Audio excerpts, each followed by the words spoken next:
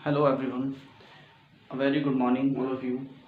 आज हम बात करने में वाले हैं फ्यूचर कंटिन्यूस टेंस की। ठीक है, हमने प्रेजेंट कंटिन्यूस पढ़ाया, पास्ट कंटिन्यूस पढ़ाया। आज हम बात करने वाले हैं फ्यूचर कंटिन्यूस टेंस की। ठीक है, तो देखिए इसकी आइडेंटिटी क्या है।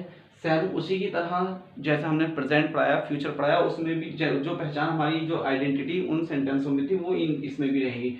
जिन सेंटेंसेस के लास्ट में रहा होगा, रही होगी, उसमें रहा है, रही है, रहा था, रही थी, इसमें होगा रहा होगा, रही होगी, रहे होंगे, रहा होगा आदि वर्ड्स आते हैं।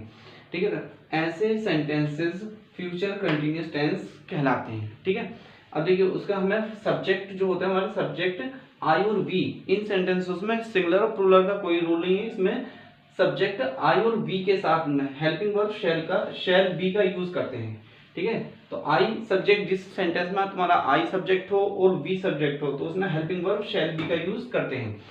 Subject he, she, it, you, they, इन सभी के साथ में हेल्पिंग वर्ब विल बी का यूज करते हैं।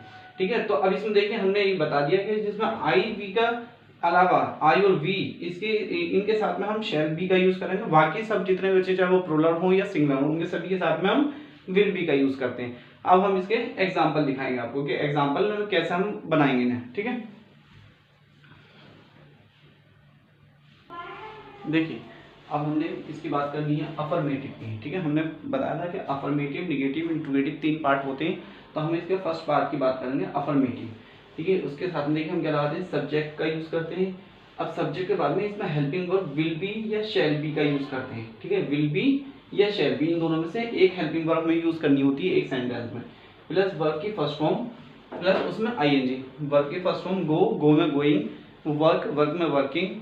ठीक है, और डू में डूइंग। इस तरह से वर्ब की फर्स्ट फॉर्म, उसमें आईएनजी प्लस ऑब्जेक्ट। देखिए हम समाचार पत्र पढ़ रहे होंगे, तो देखिए अब इसका हमें कैसे बनाना। हम समाचार पत्र पढ़ रहे होंगे तो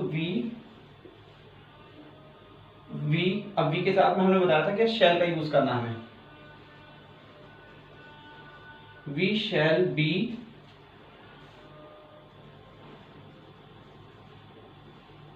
रीडिंग न्यूज़पेपर। अब समाचार पत्र है तो न्यूज़पेपर।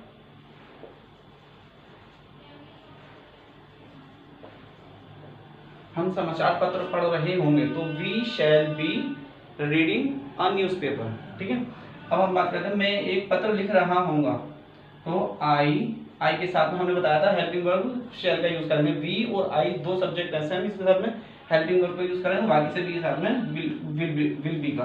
तो मैं एक पत्र लिख रहा हूं तो I shell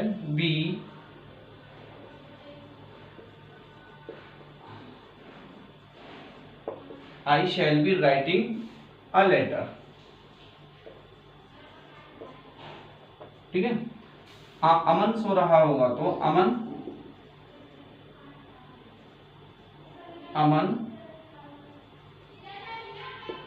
will be sleeping. Aman सो रहा होगा तो अमन विल बी स्लीपिंग। ठीक है, वे फुटबॉल खेल रहे होंगे तो इसमें लगाएंगे हम दे विल बी, खेल रहे होंगे तो प्ले, और उसमें आईएनजी का ऐड कर देंगे, प्लेइंग फुटबॉल।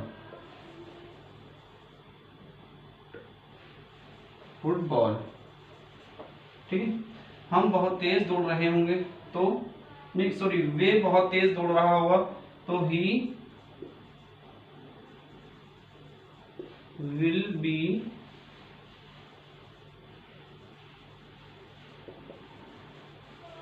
वो बहुत तेज दौड़ रहा होगा तो ही विल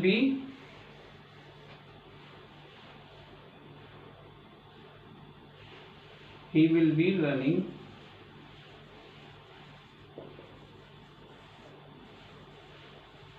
वेरी फास्ट।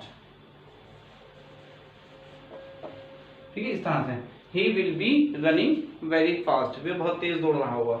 ठीक है, हमने इसका क्या, हम सब्जेक्ट बताए थे कि आई और वी जिस सब्जेक्ट होगा, जो सब्जेक्ट जिन सेंटेंसों में आई और वी सब्जेक्ट होगा उसमें हम विल बी या शैल बी का यूज करेंगे, ठीक है। बाकी सभी के साथ में चाहे वो किसी पर्सन का नाम हो, वी, दे हो, ही हो, शी हो, इट हो, सभी के बाकी सभी के साथ में हम विल बी का यूज करेंगे। तो देखिए जैसे यहाँ पे विल, शैल बी, यहाँ पे शैल बी। अब अमन एक पर्सन का नाम है तो will be, they will be और ही विल बी, ठीक है। तो इस तरह से ये हमने अफर्मेटिव का है।